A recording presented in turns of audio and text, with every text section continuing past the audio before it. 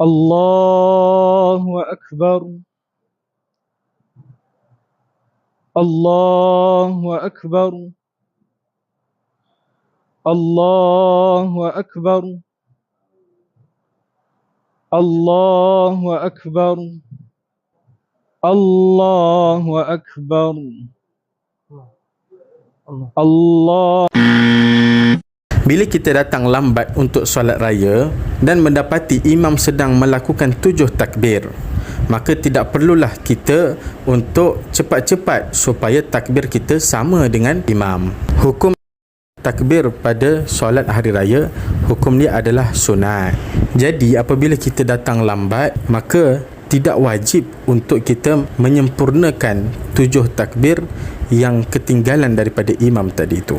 Cara yang betul, bila kita sampai imam sedang melakukan takbir yang keempat, kemudian kita angkat takbir, kita buat takbir yang pertama. Bila imam habis takbir yang ketujuh, bermakna kita habis takbir yang ketiga. Bila imam mula baca Al-Fatihah, maka kita teruskan sahaja solat macam biasa mengikut imam. Dan permasalahan ini sama juga bila kita sampai imam sedang membaca surah Al-Fatihah, maka kita angkat takbir dan terus sahaja ikut imam, tidak perlu untuk melakukan 7 takbir. Kalau kita buat juga, solat tetap sah, cuma tidak menepati dalam mazhab kita, mazhab Imam Syafi'i. Wallahu a'lam.